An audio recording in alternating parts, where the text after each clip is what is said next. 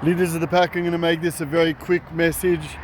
I'm standing on a road, a highway, where there have been terror attacks, and so I'm going to remain very alert and vigilant while talking to you quickly. As you see over here, there's a pile of rocks with Israeli flags. This is the spot where there was a terror attack about 2 years ago.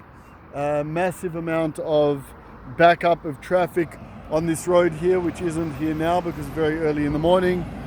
And a terrorist came past in his car in the opposite direction and opened fire on a whole lot of cars. One man was killed, a rabbi who was a teacher in this town behind me. If we use our past as excuses for not moving forward, for not moving on, well, then that past stays with us and pulls us down.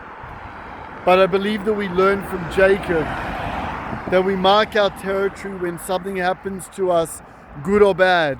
When he leaves the land of Israel and he goes to his uncle, to Lavan, he creates a monument after having that dream. We see all throughout the Bible when the Jews cross over the Jordan River into the land of Israel, they use rocks and they pile those rocks up as a monument to what happened. That's what we've done over here. We pile rocks up to say that disaster, that terror attack happened here. And no matter how much stuff we have going on in our life, a terror attack is probably the worst thing that can ever happen to a family, to a nation. What do we do with that?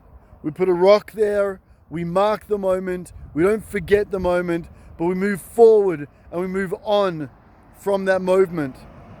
We use that monument to say we do not want to return back to that place. We will do everything possible not to return back to that place. Whether it was a bad childhood, whether it was a bad marriage, whether it was a bad business, whatever it is, we have a responsibility not to have to add any more rocks to that place ever again, not to create any more monuments ever again.